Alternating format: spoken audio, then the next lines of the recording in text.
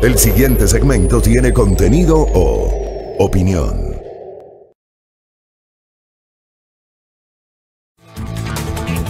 Bueno, 6:28 en la mañana, 6:28 en la mañana, gracias. Se han levantado temprano, Se han levantado temprano, ya tenemos muy buena visualización, Dios les pague, motivante. A mí me motiva a leerles, algunos hasta pelean ahí. Les envío un abrazo a la distancia, ya vamos a escuchar algunas perlas que se han generado el día de hoy. No dejan de sorprendernos, ¿no? No dejan de sorprendernos. A ver. Di lectura, amable audiencia, a una nota del portal Primicias sobre este anuncio del presidente de la República de diferir el pago del impuesto a la renta para microempresarios. ¿Saben qué me llamó la atención de la nota?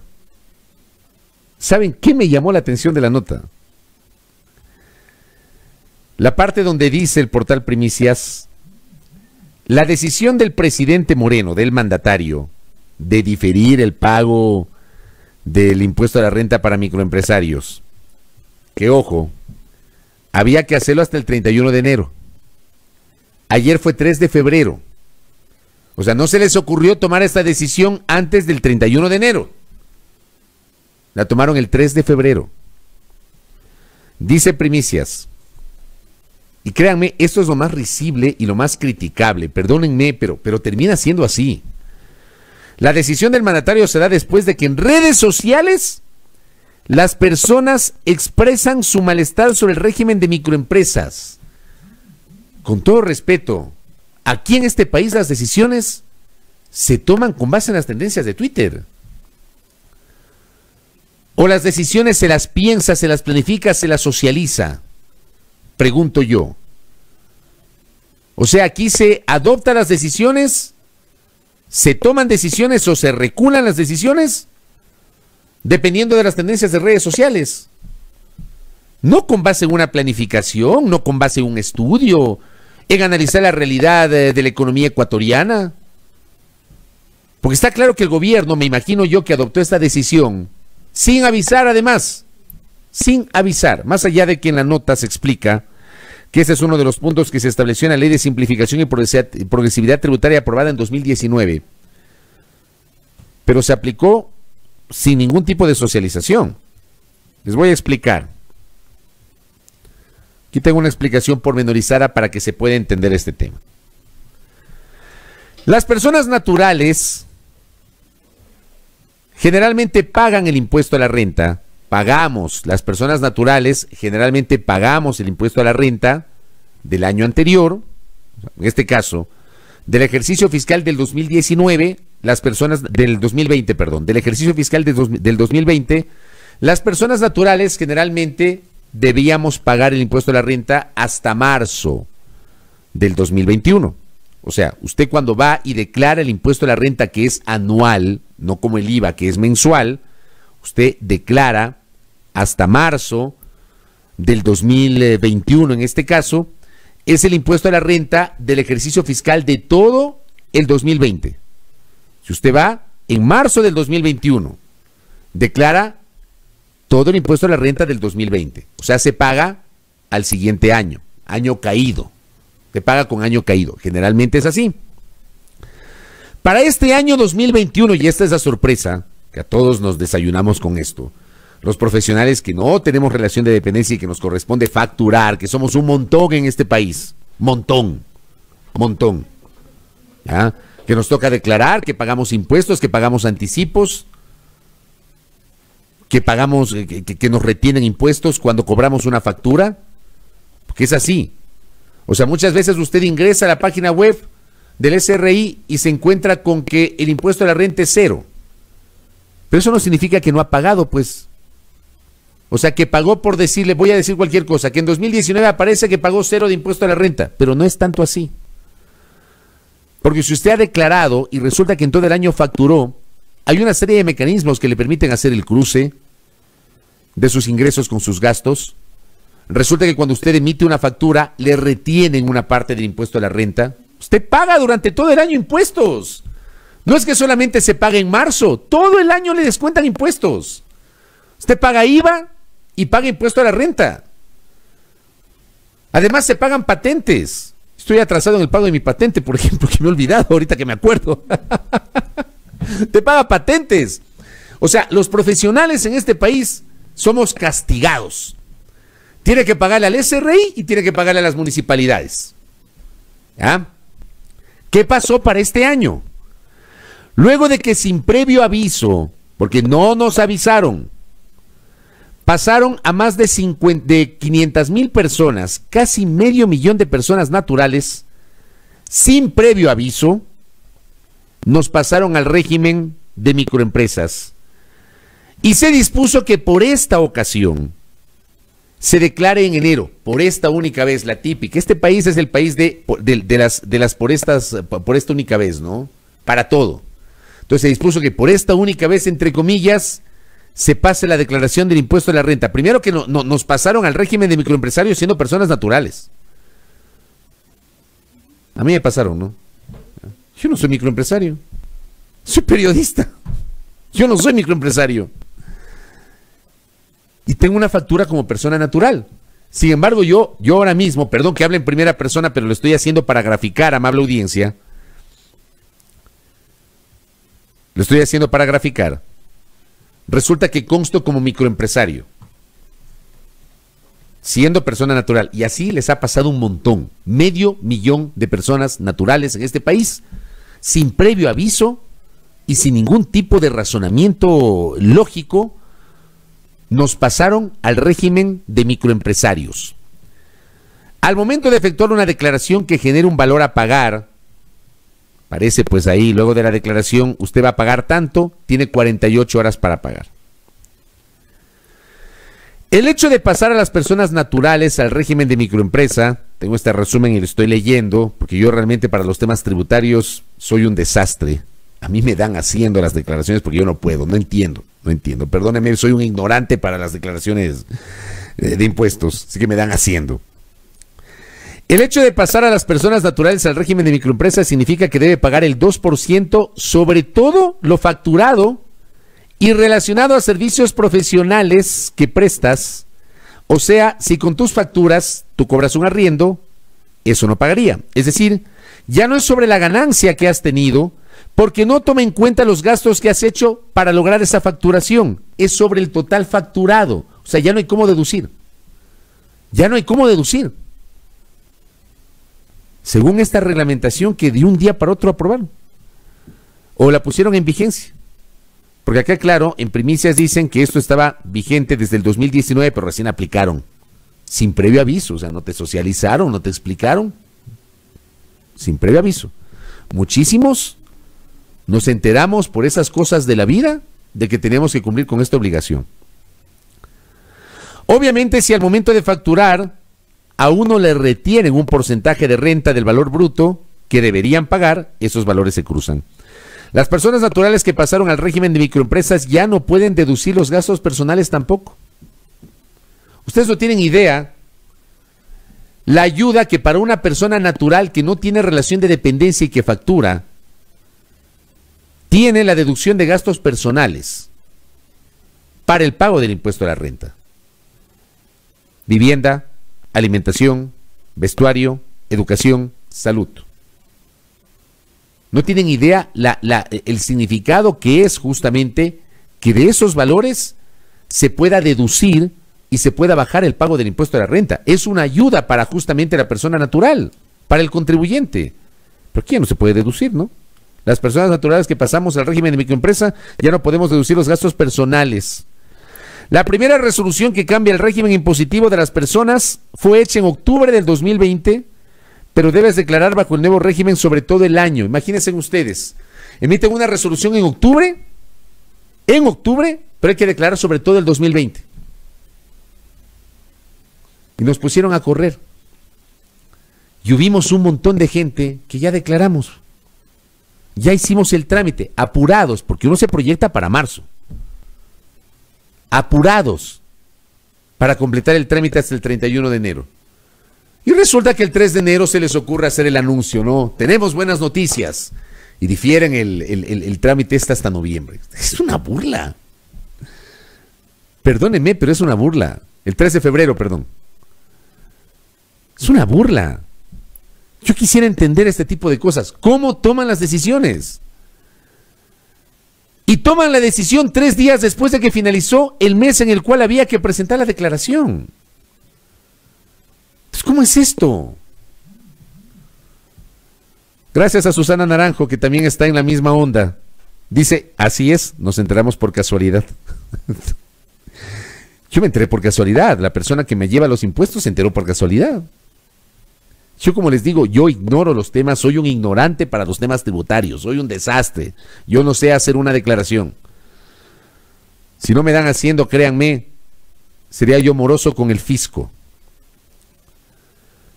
Pero toca estar al día, porque si usted no está al día con el SRI, no puede emitir facturas.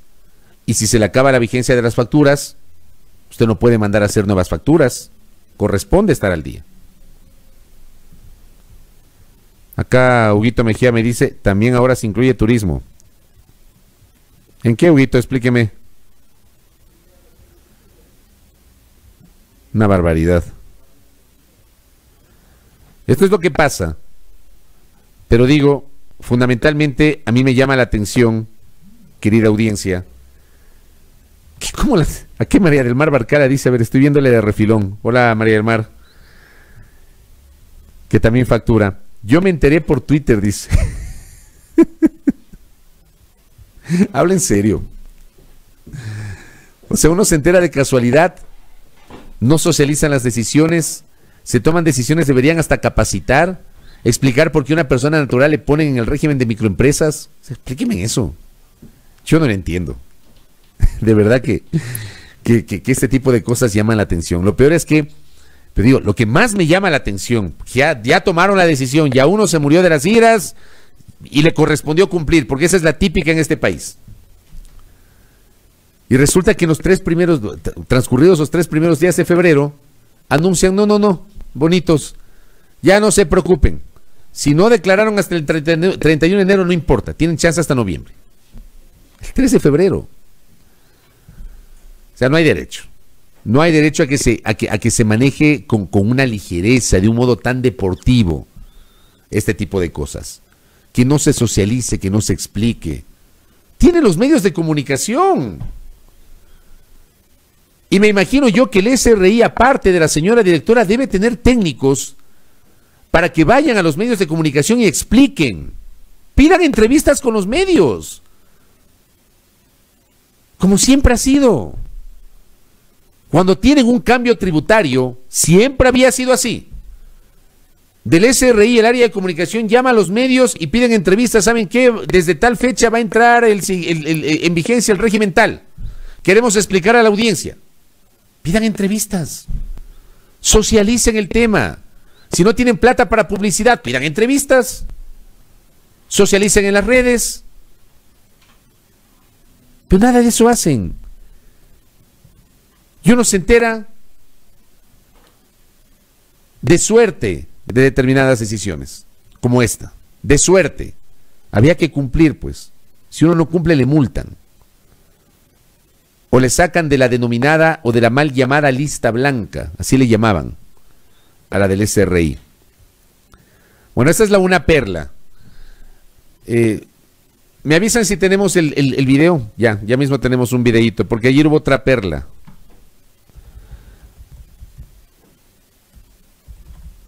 Generada por el señor presidente de la República, que de verdad me llamó mucho la atención, ¿no? Esta perla. A ver, vamos a ver esta perla. Avíseme, DJ, cuando tenga listo el videíto para ver la otra perla. Así que pilas, ya tienen chance hasta noviembre para justamente cumplir con esta obligación con el fisco, con el Servicio de Rentas Internas. Hugo Mejía me dice que a la deducción de gastos personales, esto no lo sabía, perdón mi ignorancia, ya no solo es vivienda, educación, vestimenta, salud y alimentación, sino también turismo, y aparece en el nuevo formulario para este año. Es lo que me explicaba justamente nuestro amigo que siempre nos sintoniza.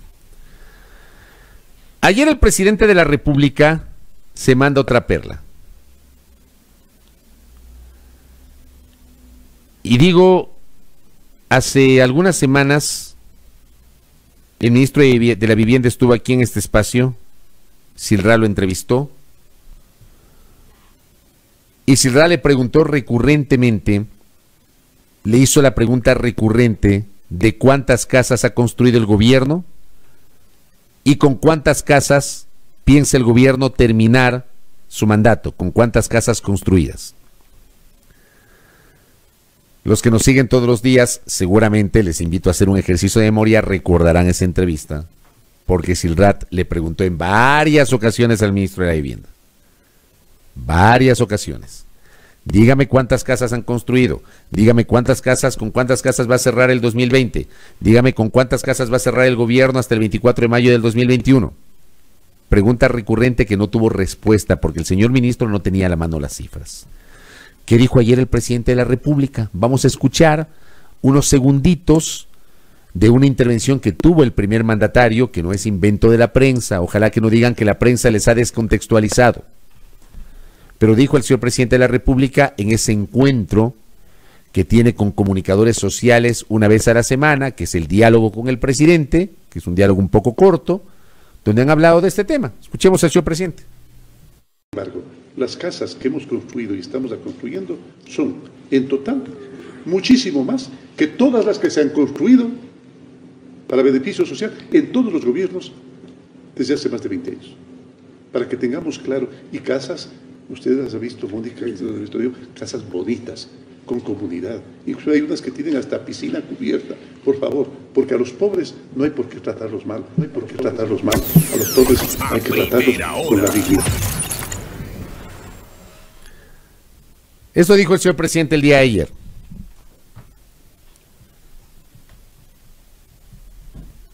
Sobre las casas. Yo quisiera saber, quisiera conocer, tal vez yo soy el equivocado, tal vez no tengo claridad, tal vez dentro de mi ignorancia desconozco. Como siempre he dicho, no soy dueño de la verdad, soy apenas un comunicador que puede equivocarse, no tengo la verdad absoluta. Yo quisiera saber, y hago pública esta inquietud directa a las autoridades del gobierno, quisiera que nos digan dónde están las casas con piscina que han construido. ¿Dónde quedan las casas con piscina? De verdad. ¿Es en serio? Que yo no he visto casas con piscina. Que son las mejores casas que se han construido en toda la historia. ¿Dónde? Yo estoy totalmente de acuerdo cuando el señor presidente de la República dice que a los pobres hay que darles dignidad. Pero también yo le recuerdo al señor presidente de la República y a su gobierno, con el respeto de siempre, con el respeto que caracteriza a este periodista y a este espacio. Su gobierno, señor presidente de la República, ha irrespetado sistemáticamente a los pobres. Y para que no se vaya tan lejos, mire lo que ha pasado con el plan de vacunación. Ahí nomás, para no irnos tan lejos, ahí nomás. La opacidad, la oscuridad, el silencio para el manejo del plan de vacunación, para el manejo de la fase 0 de la vacunación, que le mintieron al país diciendo una cosa y resulta que terminaron haciendo otra. Cuando había que vacunar a los más vulnerables y terminaron vacunando a quienes no estaban en la lista original, o al menos dentro de los perfiles que nos habían dicho a los ecuatorianos.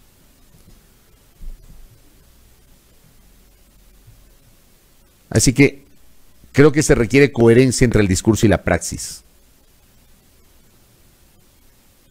¿De dónde sacan que hay casas con piscina para los más pobres construidas por el gobierno? Si las hay, muéstrenlas. Tal vez yo estoy equivocado. Tal vez yo estoy equivocado. Tal vez el DJ acá también, que está sorprendido por la declaración del presidente, está equivocado. Tal vez Silrat, que está aquí también sorprendida, está equivocada. Tal vez estamos equivocados porque no somos los dueños de la verdad. Pero a mí me encantaría saber, y no sé pues si es que alguno de los oyentes conoce dónde quedan las casas donde hay piscina para los más pobres construidas por el gobierno del presidente Moreno. El presidente Moreno llegó al poder, entre otras cosas, con una propuesta estrella, que era la propuesta del plan Casa para Todos. Y yo insisto, ni siquiera el propio ministro de Desarrollo Urbano y Vivienda tiene claridad sobre cuántas casas ha construido, porque aquí no es que le tomamos la lección, pero se le preguntan cosas sobre las cuales la primera autoridad de ese ministerio tiene que tener los datos duros, pues. Datos duros. La proyección era construir tantas casas, producto de la crisis económica y de la pandemia, construimos tantas. La proyección para cerrar 2020 eran tantas, y la proyección hasta el 23 de mayo del 2021 son tantas. Punto, datos duros. Pero se dan las vueltas. Se dan las vueltas.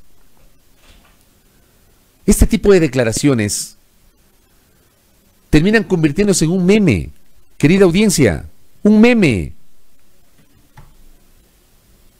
Un meme. Reducen una declaración que debería, por favor, yo siempre le doy valor a la palabra presidencial, independientemente de quién sea el presidente. Porque es el presidente, porque es el primer magistrado de la República. El presidente, quien sea Borja, Durán Ballén, Febres Cordero, Bucarán, Rosalía Arteaga, Alarcón, Maguad, Noboa, Gutiérrez, Palacio, Correa, Moreno, cualquiera. Es el presidente, es el primer magistrado de la República. La palabra presidencial debe tener valor, no devalúen la palabra presidencial. El problema es que hoy, al día de hoy, la palabra presidencial, cuando está a menos de 4 meses de terminar su mandato, la palabra presidencial lamentablemente está recontra mega devaluada. Devaluada. No hay derecho. Este se ha convertido lamentablemente en el gobierno de los anuncios, en muchos casos pomposos y cero concreciones. El Tren Playero, por mencionar un ejemplo, tal vez ese es el más emblemático. El Tren Playero. Y del Tren Playero se derivan un montón de anuncios, querida audiencia, que terminaron quedándose en la anécdota. Y sobre esos anuncios se transformaron en memes, pues. Esos anuncios terminaron transformándose en memes. El Mundial del 2030. Aquí nos estuvieron debatiendo unos días, par de semanas, del Mundial de 2030. Pedían entrevistas para hablar del Mundial del 2030, ¿se acuerdan? Pedían entrevistas. Se dedican a hacer anuncios sin ningún tipo de sustento. No sé con qué objetivo. Y ahora dicen que los pobres merecen dignidad, por supuesto. Pero adornan ese ideal de la dignidad diciendo, hemos construido las mejores casas de la historia. Me gustaría saber dónde están esas casas, esas mejores casas de la historia. Y hasta con piscina. Además, ¿saben cuánto cuesta mantener una piscina? O sea, perdónenme, pero... Gracias, Francisco. Las 40 universidades. Creo que hay que hacer voy a procurar hacer un checklist de algunos de los anuncios que se generan y que no se cumplen. Esto de las casas de verdad es una muestra clamorosa de cómo desgraciadamente se le miente al país. Y perdónenme, yo siempre he señalado que la criticidad que practicamos en este espacio no es a la persona, es al funcionario y a las acciones u omisiones. Yo trato de hablar siempre argumentadamente, con hechos, con rigor, aunque pueda estar equivocado, pero les presento argumentos, aunque en el camino me pueda equivocar. Pero Pero no entiendo, de verdad, no entiendo dónde están las casas con piscina. No entiendo cómo se pide una entrevista, porque nos pidieron una entrevista con un ministro de Estado y no tiene cifras con datos duros de las casas. Parece hasta una burla. Una burla que yo le podría elevar a la misma categoría de cuando el presidente dijo que estaba contando las horas para alargarse. ¿Se acuerdan que dijo eso el presidente de la República? Eso no se dice ni de broma. Aunque digan, no, lo dijo de broma. Eso no se dice ni de broma. Porque el presidente de la República fue honrado con el voto de la gente, con el voto popular. Y recibió esa gran responsabilidad, que debe ser un honor, el dirigir el país con el voto popular. Y no cabe ni de broma decir, estoy contando las horas para alargarme. O hablar del arroz con huevo. Ni de broma. Perdónenme.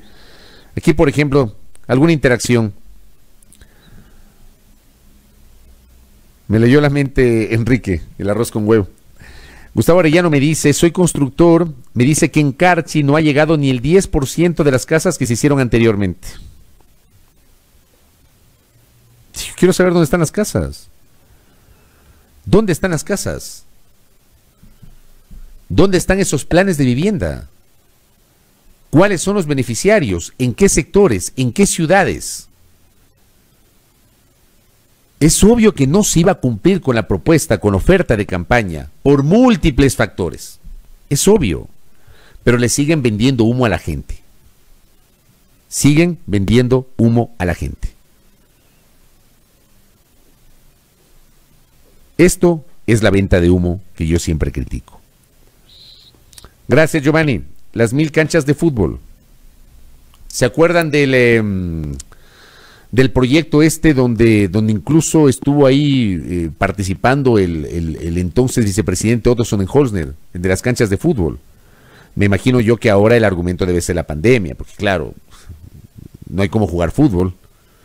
Yo no juego fútbol desde el 8 de marzo del año anterior. Pero tampoco se pudo cumplir y ya nadie habla de eso. Nadie habla de esto. Acá, por ejemplo, Victoria nos habla de los préstamos del Banco del Pacífico, el crédito Reactívate Ecuador. Yo tengo muchas referencias de que ese crédito finalmente no llegó a muchos de los que lo habían solicitado. No llegó, porque resulta que las condiciones eran muy duras. Para un microempresario, para una persona natural que quiera activarse, y que tal vez ha tenido dificultades para ponerse al día, para regularizar su situación crediticia, etcétera, es muy complicado cumplir con ciertas condiciones. Pero aquí se lo presentó con una gran pompa el crédito Reactívate Ecuador. ¿Qué hacer una bitácora de este tipo de cosas? Porque de verdad terminan siendo decepcionantes. Y claro, gracias, Edison. Qué buena referencia, porque de esto me parece que el otro día lo comentamos acá. Gracias por traérmelo a colación. En diciembre, cuando anunciaron el congelamiento del salario básico unificado, que era obvio que eso iba a pasar, yo sí encuentro una explicación a esa decisión, era lógica, por el contexto de la pandemia, la crisis económica, porque aquí el aparato productivo está deprimido, porque es así. O sea, tampoco dejemos de reconocer que la crisis fruto de la pandemia golpeó con mucha fuerza al sector productivo ecuatoriano. Aquí hubo ciertos sectores que lograron ganar en medio de la pandemia, los supermercados, las farmacéuticas, las boticas, las farmacias, etcétera, lograron obviamente ganar, pero el sector turístico, el sector hotelero, el sector gastronómico, el sector de servicios, el sector de diversión, totalmente deprimido. Que ha habido N cantidad de restaurantes que tuvieron que cerrar porque quebraron, porque ya no tuvieron. Incluso aquí hubo negocios emblemáticos que durante muchos años dieron trabajo y tuvieron que cerrar. Entonces era obvio que no podía aumentar el salario básico unificado, era imposible. se quedó congelado en $400. Pero para dorarnos la píldora a los ecuatorianos, porque insisto, falta más sinceridad en el discurso oficial. Para dorarnos la píldora a los ecuatorianos nos dijeron, señores, les vamos a dar $100 por una sola vez a quienes perdieron el trabajo en el contexto de la pandemia. Y les vamos a dar $60 adicionales a quienes ganan el salario básico unificado. ¿Qué pasó con ese ofrecimiento? Autoridades. Nosotros tuvimos la oportunidad de dialogar hace varias semanas con el señor ministro de Trabajo, Andrés Sitch, y le preguntamos sobre este tema. Nos dijo que efectivamente esto va a ser dentro del primer trimestre del 2021. Nadie se acuerda del tema. Ya pasó enero, estamos ya 4 de febrero, o sea, ya estamos en el segundo mes, y yo no he escuchado un anuncio en el que digan tal día, o vamos a pagar de tal forma, o vamos a entregar progresivamente. No, yo no he escuchado eso. ¿Qué pasó con ese ofrecimiento?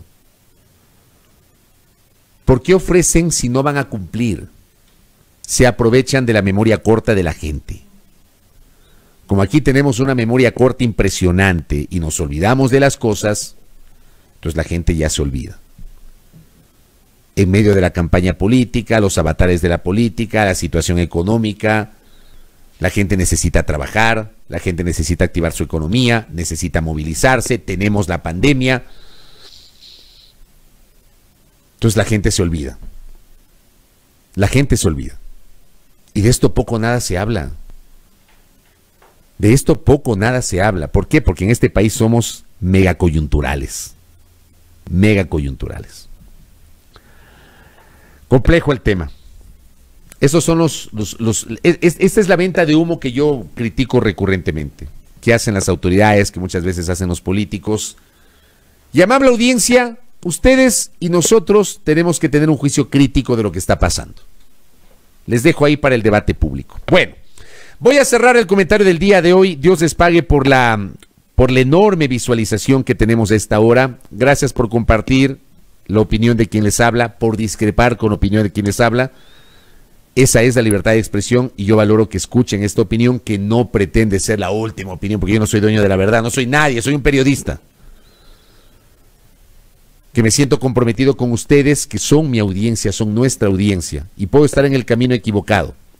O sea, puedo estar en el camino, equivocado. Yo puedo estar equivocado en el camino. Pero les agradezco por acompañarme cada mañana. Les alerto. Ya mismo Fernando Lugo, expresidente de Paraguay, quien lidera una misión de observación para las elecciones, luego panel de asambleístas, y de allí dialogaremos con el candidato presidencial Andrés Arauz, cerrando ya este ciclo de entrevistas en la primera hora sobre los temas de carácter político electoral. Silrat,